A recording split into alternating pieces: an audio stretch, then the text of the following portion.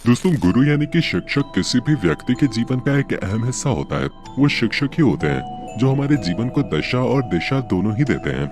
हमें अंधकार से प्रकाश की ओर ले जाते हैं, हमें जीवन जीने का सही रास्ता बताते हैं। इस रास्ते पर चलकर जीवन को संवारा जा सकता है। भारत के प्राचीन काल में भी ऐसे कई गुरु शिक्षक रहे हैं जिनकी दी हुई शिक्षा आज भी उतनी ही अहम है जितनी उस समय थे। फिर चाहे वो गुरु द्रोणाचार्य हों या फिर चाणक्य, उनकी बातें और आदर्शों का महत्व आज भी उतना ही है जितना प्राचीन समय में था। और इसी को ध्यान में रखते हुए आज हम आपको हिंदू महाकाव्यों के अनुसार 9 सर्वश्रेष्ठ गुरुओं के बारे में बताने वाले हैं। तो चलिए जानते हैं इन महान गुरुओं के बारे में। ऋषि शौनक। दोस्तों, पुराणों के अनुसार ऋषि शौनक एक वैदिक आचार्य थे जो भृगुवंशी शुनक ऋषि के पुत्र थे। इनका पूरा नाम इंद्रोतदैवाय शौनक था। बताया जाता है कि ऋषि शौनक ने कुल 10,000 विद्यार्थियों के गुरुकुल को चलाकर कुलपति का विलक्षण सम्मान हासिल किया था। ऐसा कहा जाता है कि इनसे पहले किसी भी अन्य ऋषि को ऐसा सम्मान प्राप्त नहीं हुआ था। ऋषि शौनक ने महाभारत काल में राजा जयमेजय का अश्वमेघ और सर्प सत्र नामक यज्ञ संपन्न करवाया था। शौनक ऋषि एक वैदिक आचार्य और ऋषि थे। ऋषि शौनक अंगीर सगोत्रीय शानुहोन ऋषि के पुत्र थे। बाद में भृगु गोत्रीय शनुक ने इन्हें अपना पुत्र मान लिया था, जिस कारण इन्हें शौनक पैतृक नाम प्राप्त हुआ था। ऋषि शौनक ने ऋग प्राति शाक्य, ऋग्वेद छंदानुक्रमणी, ऋग्वेद ऋष्यानुक्रमणी, ऋग्वेद अनुवाकानुक्रमणी, ऋग्वेद सूक्तानुक्रमणी, ऋग्वेद कथानुक्रमणी, ऋग्वेद पाद विधान, बृहदेवता, शौनक स्मृति, चरण व्यूह और ऋग्विधान आदि अनेक ग्रंथ लिखे हैं। इसके अतिरिक्त इन्होंने ही शौनक गृह सूत्र, शौनक गृह परिशिष्ट और वास्तुशास्त्र जैसे महान ग्रंथों की रचना भी की है। गुरु द्रोणाचार्य। दोस्तों, गुरु द्रोणाचार्य का नाम तो आपने सुना ही होगा। गुरु द्रोणाचार्य भारतीय महाकाव्य महाभारत के प्रसिद्ध पात्र हैं। द्रोणाचार्य ऋषि भारद्वाज के पुत्र थे। अपने पिता के आश्रम में रहकर उन्होंने समस्त वेद वेदांतों और धनुर्विद्या का गहराई से अध्ययन किया था। कहा तो ये भी जाता है कि गुरु द्रोणाचार्य खुद देवताओं द्वारा युद्ध और धनुर्विद्या की कला में प्रशिक्षित किए गए थे और यही वजह है कि द्रोणाचार्य धनुर्विद्या की कला में अपने कौशल के लिए जाने जाते थे। द्रोणाचार्य का विवाह हस्तिनापुर के राजगुरु कृपाचार्य की बहन कृपि से हुआ था। उससे उन्हें एक पुत्र प्राप्त हुआ जिसका नाम उन्होंने अश्वत्थामा रखा। दोस्तों, वो द्रोणाचार्य ही थे जिन्होंने कौरवों और पांडवों को शस्त्रों की शिक्षा प्रदान की थी और उनकी दी हुई शस्त्र विद्या ही थी जिसने इतिहास के सबसे बड़े महायुद्ध महाभारत को रच डाला। इस युद्ध में द्रोणाचार्य कौरवों के सबसे पहले सेनापति बने थे। बताया जाता है कि युद्ध के दौरान द्रोणाचार्य को हराना जब पांडवों के लिए असंभव हो गया था, तब उन्होंने द्रोणाचार्य को उनके बेटे अश्वत्थामा की मृत्यु की झूठी सूचना दी थी। अपने बेटे के मरने की खबर सुनकर द्रोणाचार्य ने युद्ध भूमि में अपने शस्त्र त्याग दिए, जिसका फायदा उठाकर पांडवों की तरफ से लड़ रहे द्रौपदी के भाई धृष्टद्युम्न ने द्रोणाचार्य का वध कर दिया। परशुराम। दोस्तों, परशुराम भगवान विष्णु के छठे अवतार थे। इनके अवतार का मुख्य उद्देश्य धरती से पाप और विनाश का नाश करना था। ये अपने क्रोध के लिए भी बहुत ज्यादा प्रसिद्ध थे। आप इनके क्रोध का अंदाजा इससे लगा सकते हैं कि परशुराम ने अपने पिता के कहने पर अपनी माता का वध कर दिया था। दोस्तों, परशुराम जन्मे तो एक ब्राह्मण के रूप में थे, लेकिन उनके कर्म एक क्षत्रिय के थे। हिंदुओं के दोनों महाग्रंथों रामायण और महाभारत में परशुराम जी का वर्णन मिलता है। दोस्तों, परशुराम को चिरंजीवी बताया गया है। कहा जाता है कि ये कलयुग के अंत तक धरती पर जीवित रहेंगे और कलयुग के अंत में जब भगवान कल्कि का अवतार होगा तब उन्हें शिक्षा देने का काम परशुराम ही करेंगे और उनका मार्गदर्शन भी करेंगे। वैसे तो परशुराम जी खुद एक गुरु थे, लेकिन इनके गुरु स्वयं भगवान शंकर थे। वो भगवान शंकर के परम भक्त थे और उन्होंने शंकर जी को अपने तप से प्रसन्न करके उनसे शस्त्रों और युद्ध कौशल की शिक्षा प्राप्त किए थे। भगवान शंकर ने ही इन्हें चिरंजीवी होने का वरदान दिया था। परशुराम जी का मुख्य शस्त्र फरसा है, जो काफी हद तक कुल्हाड़ी से मिलता जुलता होता है। गुरु बृहस्पति। दोस्तों, हमारे हिंदू धर्म ग्रंथों में गुरु बृहस्पति को देवताओं का गुरु बताया गया है। गुरु बृहस्पति को एक बुद्धिमान और एक महान गुरु के रूप में चित्रित किया गया है। इन्होंने धर्मशास्त्र, नीति शास्त्र, अर्थशास्त्र और वास्तुशास्त्र जैसे तमाम विषयों पे ग्रंथ लिखे हैं। ये एक तपस्वी ऋषि थे। इनके मुख्य हथियार धनुष और सोने की कुल्हाड़ी थे।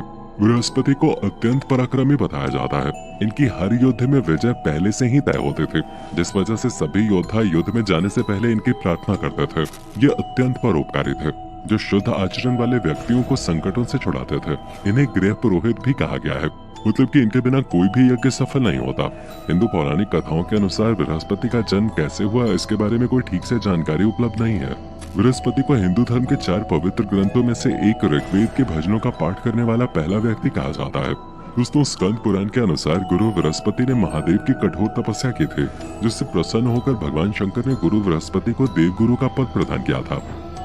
गुरु शुक्राचार्य। दोस्तों गुरु शुक्राचार्य दैत्यों के गुरु थे। ये असुर राजा वृषपर्वा के साम्राज्य में रहते थे। दैत्य गुरु शुक्राचार्य की कठिन तपस्या से प्रसन्न होकर भगवान शिव ने उन्हें संजीवनी मंत्र का वरदान दिया। इस वरदान की शक्ति से ही वो दानवों के गुरु बन गए और संजीवनी विद्या की सहायता से उन्होंने कई मृत असुरों को फिर से जीवित भी कर दिया, जिससे शिव जी को क्रोध आ गया और वो शुक्राचार्य को पकड़कर निगल गए। महादेव द्वारा शुक्राचार्य को निगलने के बाद राक्षसों की सेना कमजोर हो गई और अंत में देवताओं की विजय हुई। इधर भगवान शिव के पेट में शुक्राचार्य बाहर आने का रास्ता खोजने लगे। शुक्राचार्य को महादेव के पेट में सातों लोक ब्रह्मा, नारायण, इंद्र आदि पूरी सृष्टि के दर्शन हुए। इस तरह शुक्राचार्य 100 सालों तक महादेव के पेट में ही रहे। अंत में जब शुक्राचार्य पेट से बाहर नहीं निकल सके तो महादेव के पेट में ही मंत्र जाप करने लगे। इस मंत्र के प्रभाव से शुक्राचार्य महादेव के शुक्र रूप में लिंग मार्ग से बाहर निकले।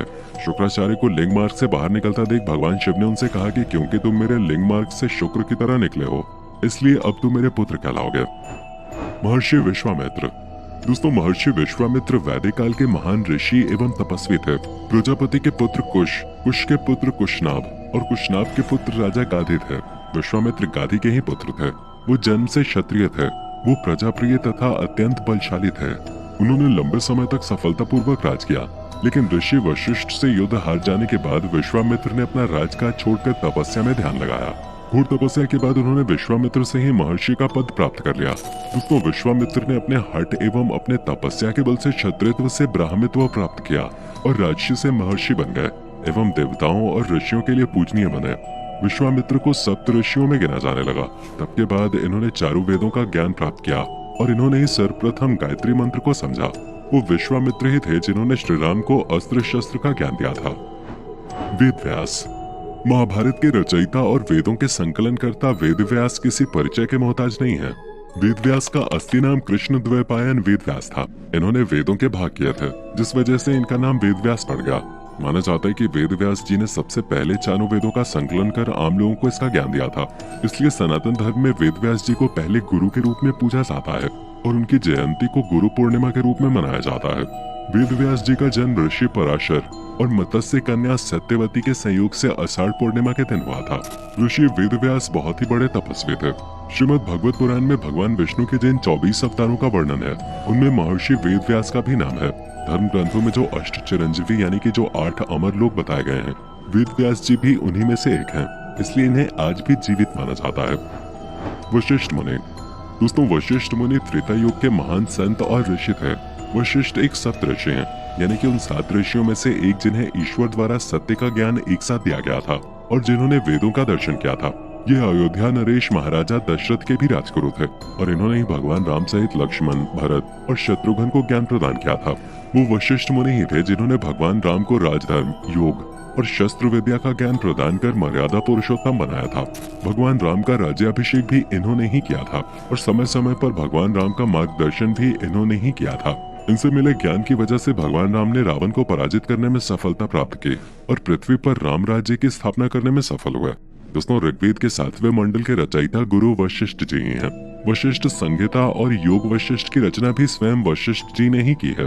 अग्नि पुराण के लेखक भी वशिष्ठ मुनि ही हैं। आचार्य चाणक्य। दोस्तों आचार्य चाणक्य किसी भी परिचय के मोहताज नहीं है। आचार्य चाणक्य का जन्म 375 ईसा पूर्व में तक्षशिला में हुआ था, जो आज पाकिस्तान में मौजूद है। वो एक महान शिक्षक, अर्थशास्त्री, शाही सलाहकार, राजनीतिज्ञ और मार्गदर्शक थे। वो कलिकाल के सबसे श्रेष्ठ गुरु थे, जिन्होंने भारत को एक सूत्र में बांध दिया था। आचार्य चाणक्य ब्राह्मण थे। उन्हें कौटिल्य और विष्णुगुप्त के नाम से भी जाना जाता है। उन्होंने अर्थशास्त्र किताब लिखे थे और वो अर्थशास्त्र के शिक्षक भी थे, लेकिन उनकी असाधारण राजनीतिक समझ के कारण वो बहुत बड़े रणनीतिकार माने गए। चाणक्य ने चंद्रगुप्त मौर्य को राजकीय कार्यों के लिए तैयार किया था और वो उनके गुरु भी थे। चंद्रगुप्त मौर्य चाणक्य के द्वारा बताई गई हर एक बात को मानते थे। उन्होंने अपनी नीतियों से चंद्रगुप्त मौर्य को अखंड भारत का सम्राट बनाया था। आज भी युवाओं में अगर किसी गुरु की नीतियां सबसे ज्यादा लोकप्रिय हैं, तो वो चाणक्य ही हैं। चाणक्य के पिता का नाम ऋषि कनक था। तो दोस्तों ये है हमारे हिंदू महाकाव्यों के 9 सर्वश्रेष्ठ गुरु। आज के लिए सिर्फ इतना ही। जाने से पहले वीडियो को लाइक शेयर जरूर करें और ऐसे ही वीडियोस के लिए इस चैनल को सब्सक्राइब करके बेल नोटिफिकेशन को भी जरूर ऑन कर लें। धन्यवाद।